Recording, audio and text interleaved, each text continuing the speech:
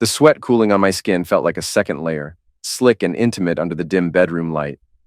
Kelly sighed beside me, a sound of pure physical release, her breathing slowly evening out. We'd crossed the finish line together this time, a frantic, desperate climb after I'd already gotten her there twice. For a stretched moment, the world was just the tangle of our limbs, the scent of closeness, and the heavy peace that follows a storm. Her eyes fluttered open, finding mine in the near dark. I leaned in, kissing her softly, a gesture that felt almost automatic, ritualistic. Rolling onto my back, I pulled her head onto my shoulder, her damp hair clinging to my skin. As the adrenaline ebbed, replaced by a creeping unease I couldn't immediately name, my mind drifted back, rewinding the tape of the night, searching for the first tremor that led to this precarious calm.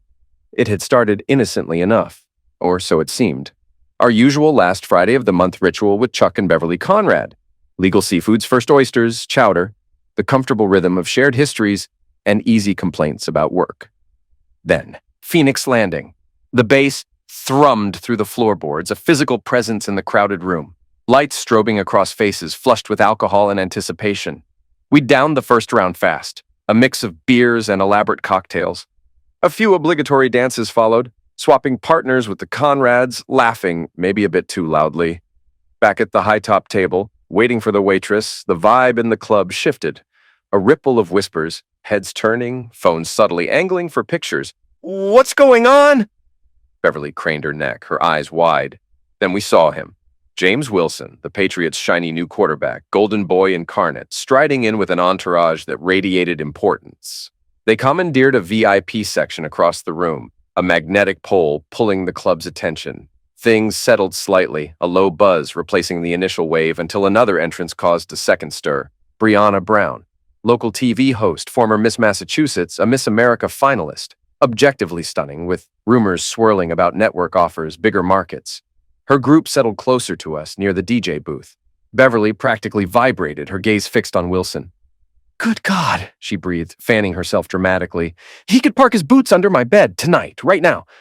"Mine too," Kelly murmured, her eyes glazed with the same star-struck avarice. A knot tightened in my gut. Chuck shifted beside Beverly, his jaw tight. "Easy there, Bev." I tried for levity, forcing a grin. Ladies, need a reminder about the whole married thing?" "Oh, relax, Matt." Beverly waved a dismissive hand, already scanning the crowd again. "It's just fantasy." "Yeah," Kelly added, a sly smile playing on her lips. "And even if it wasn't, just one night? A chance like that, what's the harm?" My forced smile evaporated. The harm? I felt my voice rise, heat prickling my neck. "The harm is it blows up a marriage, Kelly. That's the harm." Chuck nodded grimly. "She's got a point, Matt." "How would you guys feel if it was us drooling over Brianna Brown over there?" Kelly scoffed, a short, sharp sound of disbelief. "Yeah, like that would ever happen." "Why not?" I countered, irritation sharpening my tone. "You think Wilson hitting on you is more likely than Brianna talking to us? Chuck and I clean up okay, you know. We're not exactly trolls." Both women laughed, a shared, slightly condescending sound that grated on my nerves. "Seriously, Matt?" Beverly leaned forward conspiratorially. "Kelly and I have probably been asked to dance 6 times already tonight. How many women have hit on you guys? Well, let me guess. 0. "That's because women usually don't ask," I retorted, feeling defensive, especially when guys are clearly with their wives. "Doesn't matter," they chorused, rolling their eyes in near-perfect synchrony. Okay, fine. Kelly and Beverly were hot. Not just mom hot, genuinely striking. But Chuck and I weren't exactly slouches either. We hit the gym, owned decent clothes, could manage a 2-step without causing injury. The conversation limped back towards safer territory work, the latest stupid reality show. But the undercurrent of tension remained, a low hum beneath the music.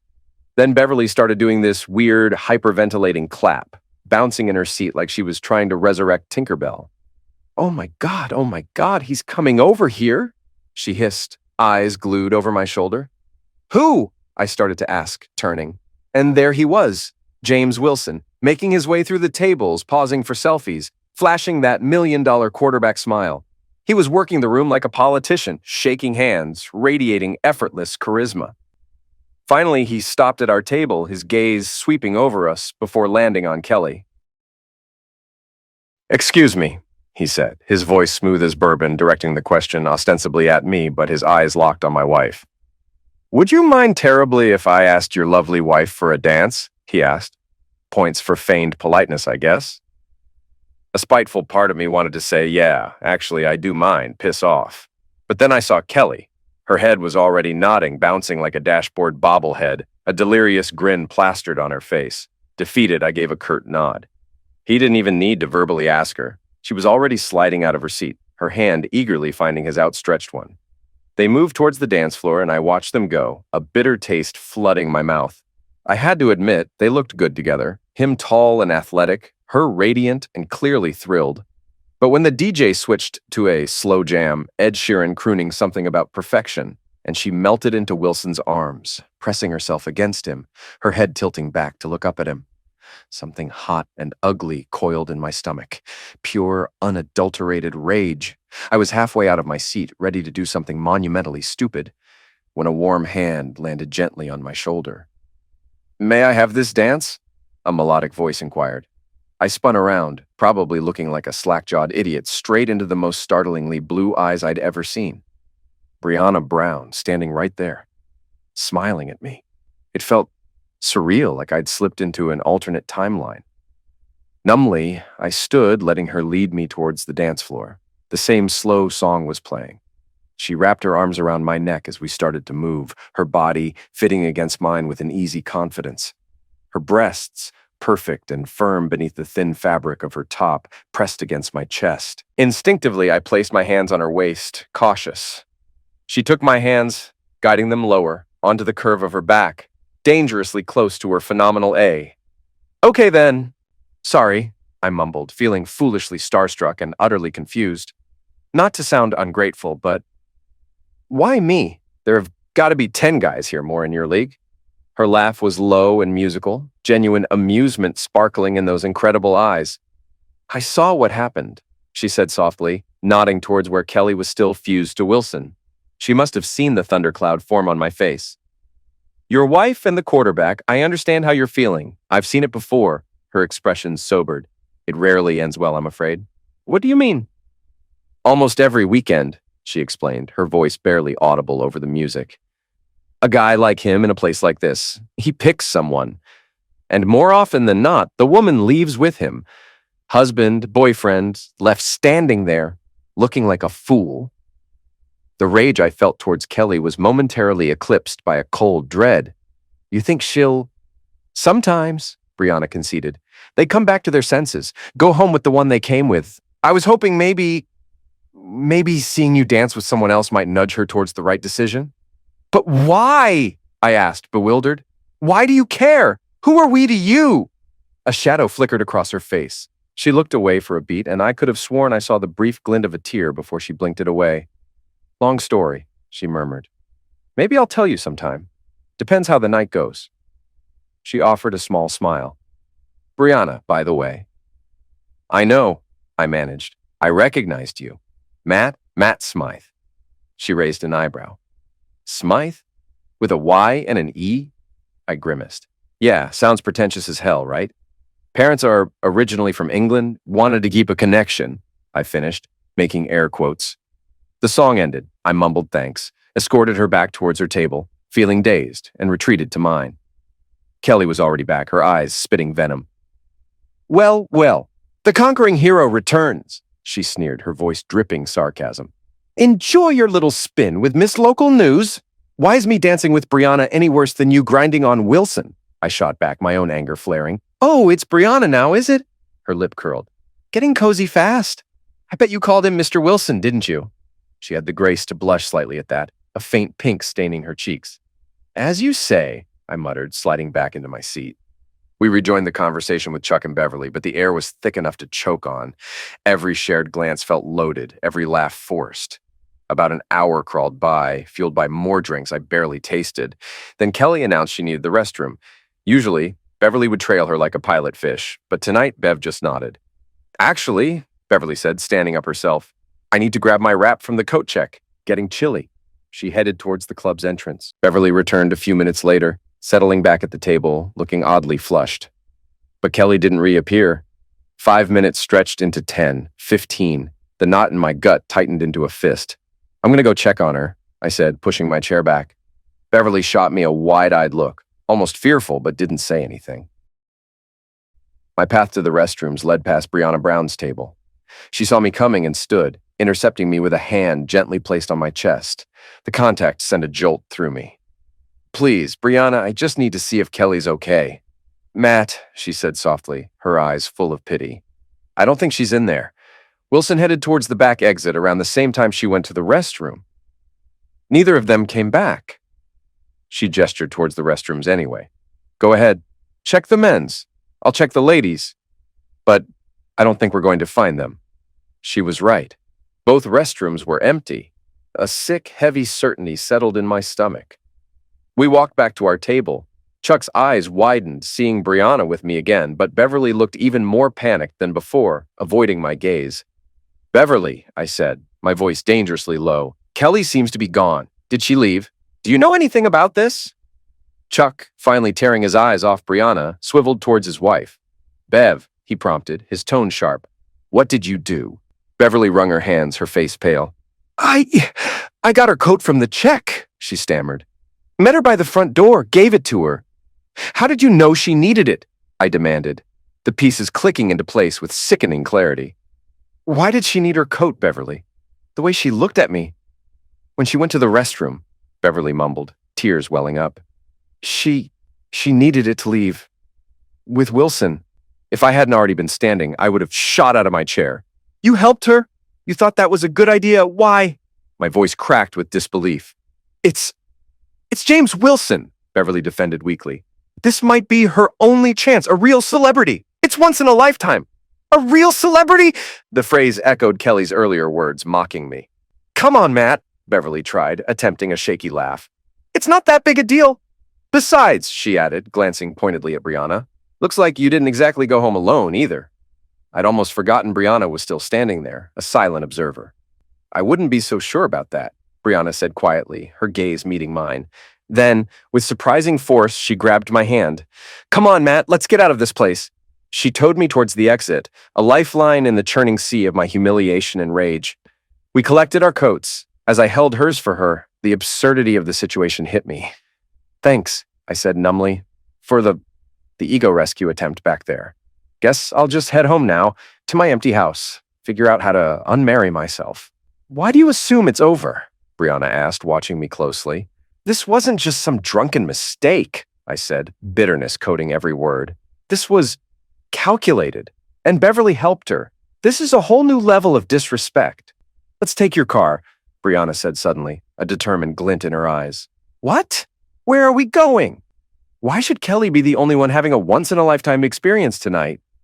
She looked at me, not teasing, but with a strange, intense sincerity. A warm, bright smile bloomed on her face. I stared at her, processing. What the hell did I have to lose now? My marriage was already a smoking crater. What the hell, I thought, a reckless impulse overriding the pain.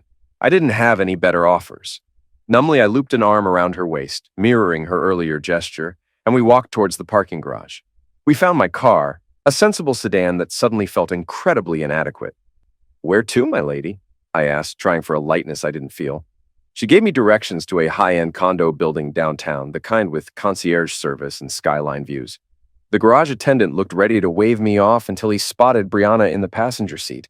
His demeanor changed instantly, waving me through with a deferential nod. Brianna directed me to a reserved spot near the elevators.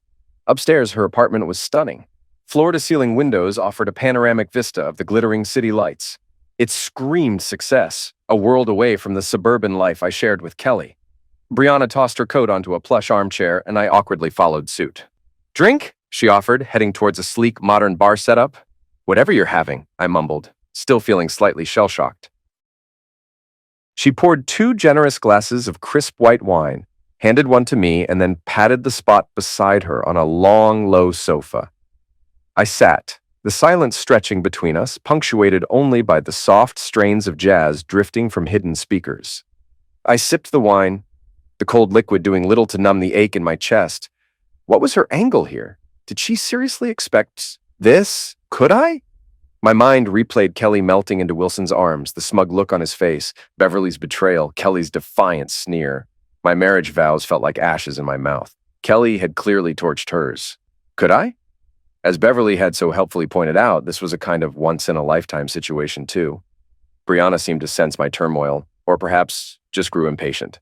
She shifted closer, leaning her head against my shoulder, her arm looping around mine. Her scent, something floral and expensive, filled my senses, a stark contrast to the familiar scent of Kelly I'd woken up with. I just sat there, paralyzed by shock, grief, and a confusing surge of attraction. She finally broke the deadlock. Standing up, she pulled me gently to my feet. We started to move, a slow, hesitant dance in the middle of her living room, the city lights painting patterns on the floor. This time there was no hesitation. She took my hands and placed them firmly on the curve of her hips, then slid them lower onto her ass. Her message was unmistakable. Resistance felt futile, pointless. A dark, vengeful part of me whispered, "Why not? Deal with the fallout later." This time, I made the move. Tilting her chin up, I met her startled gaze and crashed my mouth down onto hers. It wasn't gentle. It was fueled by anger, humiliation, and a desperate need to feel something other than pain. She responded instantly, her arms tightening around my neck, kissing me back with equal intensity. We stood locked together, kissing deeply, breathlessly, until we finally pulled apart, chests heaving. Her face was flushed, her blue eyes blazing. Without a word, she took my hand and led me towards the bedroom. Soft music followed us. She sat me on the edge of the king-size bed and began unbuttoning her blouse. My fingers fumbled with my own shirt buttons, my mind a chaotic whirl. Her blouse fell open, revealing delicate lingerie, then came off completely. Perfect bosoms with firm peaks. She moved slowly, deliberately, her eyes never leaving mine, stripping away her remaining clothes with a practiced, seductive grace that simultaneously inflamed and intimidated me. Then she was kneeling before me, helping me shed my own clothes, her fingers brushing against my skin, sending shivers down my spine. Her hands found me, warm and skilled, and I knew, with a sinking feeling, that I wouldn't last. The pressure built instantly, overwhelmingly. "Brianna, I think I gasped out. She just smiled, a knowing, predatory little smile, and increased the pressure. A second later, it was over. A raw, guttural groan escaped me as release shuddered through my body. I slumped forward, grabbing her head, pulling her up for another bruising kiss. "Okay," she whispered against my lips when we finally broke for air, her voice husky. "My turn." She pushed me back onto the bed. Whatever else I was, I knew how to please a woman. Kelly had taught me that much, ironically. Tonight, fueled by a toxic cocktail of rage and despair, I poured every bit of knowledge, every trick, into worshiping Brianna's body. Soon she was writhing beneath my touch, her moans echoing in the quiet room. Afterward, we lay tangled together, the air thick with the scent of closeness. It wasn't lovemaking. It was something else. Raw, desperate, maybe even mutually exploitative. Was it better than with Kelly? It was different, sharper, more dangerous. "You said," I began, my voice raspy, needing to understand the why of her. "You'd tell me why you helped me, why you cared." She turned slightly away, and again I saw the unmistakable shimmer of tears in her eyes. "5 years ago," she began, her voice low and strained. "I was married to a good guy, solid, like you seem to be. He believed in me, supported my career when I was just starting out at a small local station." She paused, taking a shaky breath. "We were at this industry gala. The station manager, big shot, powerful guy. He asked me to dance, didn't even glance at my husband, and I went, just like Kelly. Left my husband sitting there, looking small." Her voice cracked. "His name was Charles, but he insisted everyone call him Chuck. Thought it made him sound relatable. He wasn't. He was a user. He didn't exactly sweep me off my feet," she continued, bitterness lacing her tone. "But he dropped hints, big ones, about how he could help my career. And to my everlasting shame, I left with him that night. Didn't even look back at my husband. Someone told me later he tried to put on a brave face, but he was crushed." She swallowed hard. "I wish I could say the closeness was incredible, or that my career took off. Neither happened. It was mechanical, forgettable. He seemed to think just being with him should have been enough thrill for me. Meanwhile, rumors about us started flying. He was too high up for the dirt to stick to him, but the station, They let me go, quietly, with just enough severance to keep me from making noise. My career took a hit, she admitted. I clawed my way back, obviously, but my marriage, that was gone. I heard he remarried, has kids now. The kids we used to talk about having. A single tear finally escaped, tracing a path down her cheek. She didn't bother wiping it away. I instinctively reached out, pulling her closer, my own eyes stinging unexpectedly, thinking about the future Kelly and I had planned, the kids we talked about naming. It all felt like a fantasy novel now. Brianna eventually drifted off to sleep, curled against my side. I lay awake for a long time, staring at the ceiling, the city lights casting shifting shadows on the walls. My mind a battlefield of conflicting emotions. The smell of frying bacon and coffee woke me. I was alone in the massive bed. The clock showed it was late morning. My head throbbed. I stumbled towards the ensuite bathroom, catching my reflection, hollow eyes, stubble, the face of a man whose life had just imploded. In the kitchen, Brianna stood at the stove, wearing only a long t-shirt that occasionally offered teasing glimpses of her perfect backside. She glanced over her shoulder, offering a tentative smile. "Coffee's ready," she said, nodding towards a high-end machine humming in the corner. I poured myself a mug, the hot liquid scalding my tongue, but the caffeine was desperately needed. She slid a plate loaded with bacon, eggs, and toast in front of me at the sleek breakfast bar. We ate in silence for several minutes, the unspoken question hanging heavy in the air. "So," I finally broke the silence, pushing the eggs around my plate.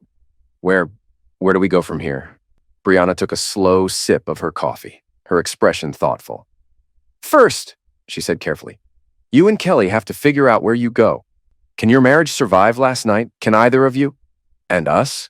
The word felt foreign, absurd. She gave a small, humorless laugh.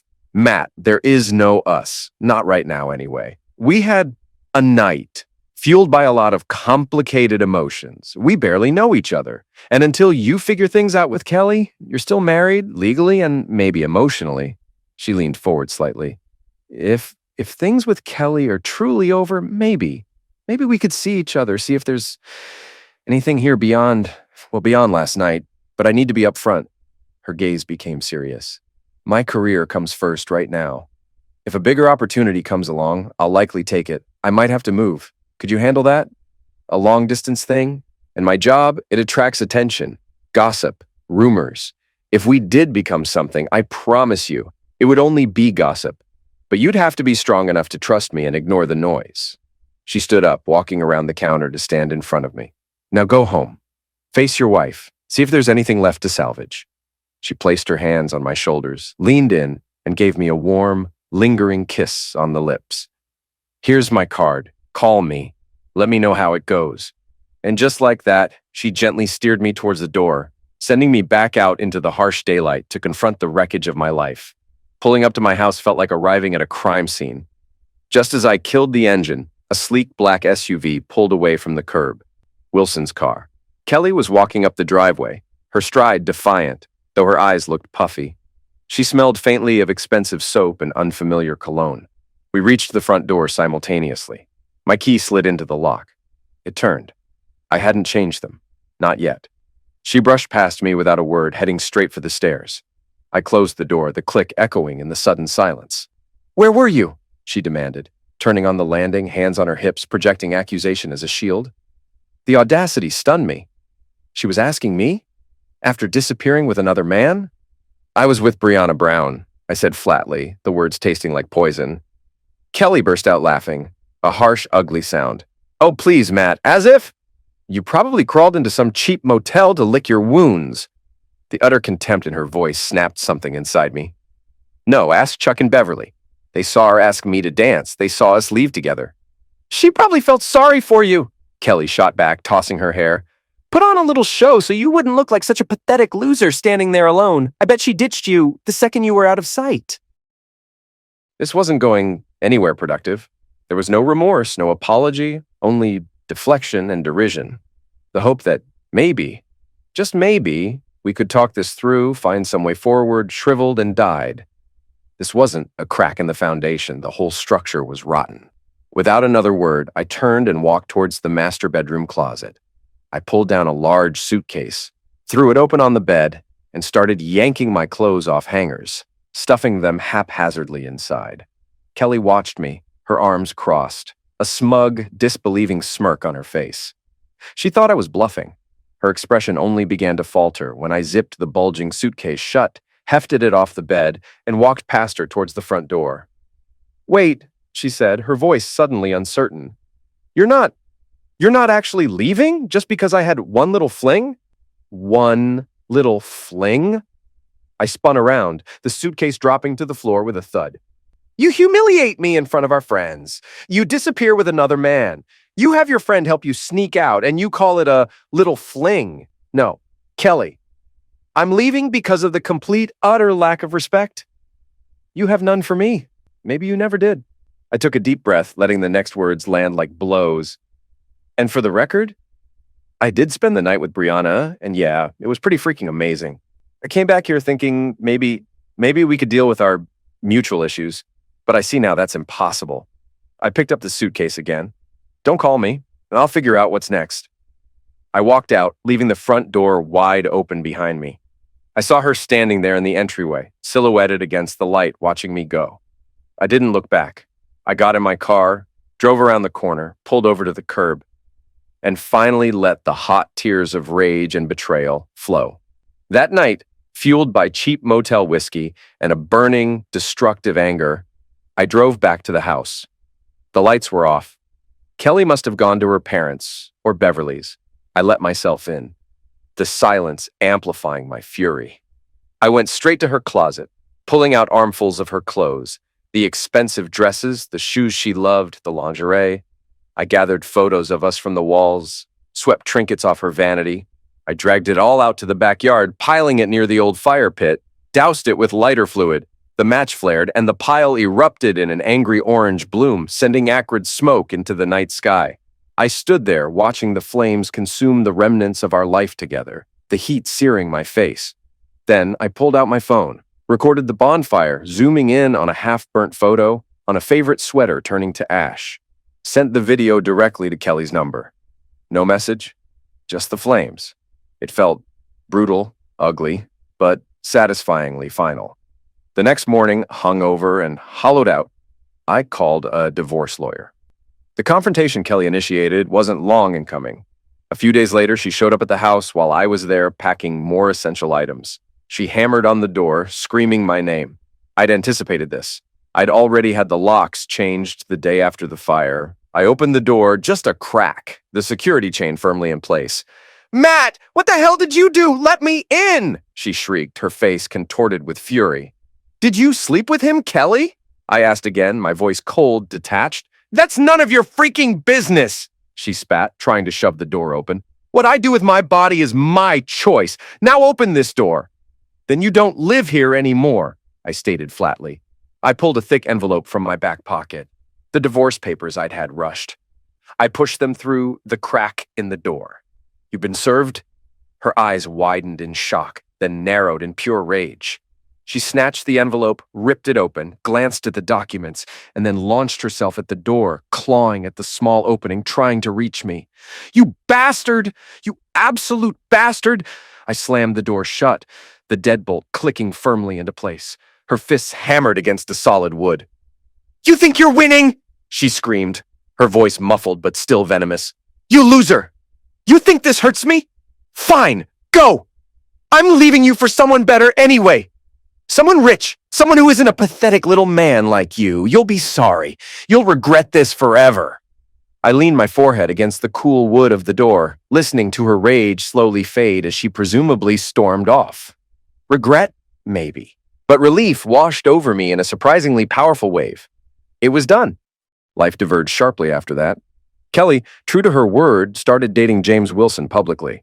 Glossy photos appeared online. Parties, charity events, her clinging possessively to his arm. It lasted maybe 6 months. Then the rumors started, followed by confirmation. Wilson was seen with other women. Lots of them. Their breakup was messy and public. Kelly seemed to vanish from the scene after that. I poured my energy, my pain, my anger into writing. The novel I'd been tinkering with for years suddenly had focus, intensity. Brianna and I started talking more regularly. Tentative calls became longer conversations. She'd read early drafts of my book, offering insightful critiques wrapped in encouragement. She never pushed, never pried about Kelly, just offered quiet support. When I finished the manuscript, she was the one who had a contact at a publishing house. She swore she just passed it along, but I suspected she championed it. Battles Publishing bought it. The advance wasn't huge, but it was validation. The book, a thinly veiled fictionalization of betrayal and rediscovery, struck a chord. It sold surprisingly well. Then it sold really well. My editor wanted another. The second book did even better. Suddenly, I wasn't just Matt Smythe, the guy whose wife left him for a quarterback. I was Matt Smythe, the best-selling author. Brianna's career took off too. Chicago first, then New York for a national morning show gig. Our relationship deepened alongside our successes. We navigated the distance, the pressures of her visibility, and my burgeoning fame. We learned to trust, to communicate. When the movie rights for my first book sold for a staggering sum, I quit my day job. I proposed to Brianna in her New York apartment, not with a ring and a champagne glass, but with plane tickets and a lease agreement for a place together in the city. We married quietly. My son, Danny, growing into a thoughtful young man despite the divorce drama, was my best man. Life wasn't perfect. Juggling careers, my weekends with Danny, the occasional pang of paparazzi intrusion, but it was full and real and happy. Brianna got pregnant. Holding our baby daughter, Brittany, felt like rewriting my own history. Healing a wound I hadn't known was still so deep. Years passed. Brittany was a toddler, a whirlwind of giggles and scraped knees. We were back in Boston for a visit, strolling through the high-end outdoor mall near Chestnut Hill on a crisp autumn afternoon. Brianna pushed Brittany's stroller, laughing at something I'd said. And then I saw her. Kelly. She was sitting on a bench near a fountain, clutching a paper bag that looked suspiciously like it held a bottle. The transformation was shocking. Her once radiant hair was lank and dull. Her clothes were worn, ill-fitting. Her face was puffy, etched with lines that weren't just from age. They spoke of hardship, of alcohol. She looked gaunt and brittle, a ghost of the woman I'd married. Our eyes met. Recognition flickered, followed by a wave of raw, complex emotion, shock, shame, maybe resentment. She saw Brianna, she saw the stroller, she saw Brittany's bright, curious face. Kelly scrambled to her feet, stumbling slightly. She lurched towards us, her eyes wild, fixed on me. "Matt!" Her voice was a harsh croak. "Matt! Oh God, Matt!" She stopped a few feet away, her gaze devouring our little family unit. Then her face crumpled. She sank to her knees on the pristine brick walkway, oblivious to the shoppers stepping around her. "Matt, please!" she sobbed, reaching a trembling hand towards me. "Please, take me back! I messed up! I messed up so bad! I see that now!" Tears streamed down her ravaged face. "He cheated, Matt. They all did. I got nothing left. I live in this crappy trailer out past Revere, drinking too much." Her voice dropped to a desperate whisper. "Sometimes I buy food from the carts. That's all I can afford. Please, Matt, I still love you. Help me." Shock rendered me momentarily speechless. Brianna stepped forward slightly, protective arm instinctively going around my waist, her expression a mixture of pity and wary firmness. Brittany started to fuss in the stroller, sensing the tension. I found my voice, shaky but resolute. "Kelly," I knelt down, keeping a small distance. "Kelly, I'm sorry things turned out this way for you. Truly sorry, but that life, our life, it's over. It's been over for a long time." Her weeping intensified, harsh, ragged sobs. But I made a mistake. One mistake. It wasn't just one mistake, Kelly," I said softly, sadly. "It was everything that came after. Everything you said, everything you did." I stood up, gently pulling Brianna back. "I can't help you, not like that. We have a different life now." We walked away, leaving her kneeling there on the pavement, her desolate cries following us until we turned a corner. The encounter cast a long shadow over the rest of the day, a grim reminder of how different paths can diverge. Life moved on. Hollywood came calling about my first book, turning it into a critically acclaimed, commercially successful film. More books followed. More success. More quiet, happy years with Brianna and Brittany, punctuated by Danny's college visits. Then, one Tuesday afternoon, my phone rang. Caller ID showed an unknown number, but something made me answer. "Matthew?" The voice was thin, reedy, instantly recognizable. Kelly's mother. "Yes, Elaine." A choked sob came through the line. "Matthew, it's Kelly." Another sob.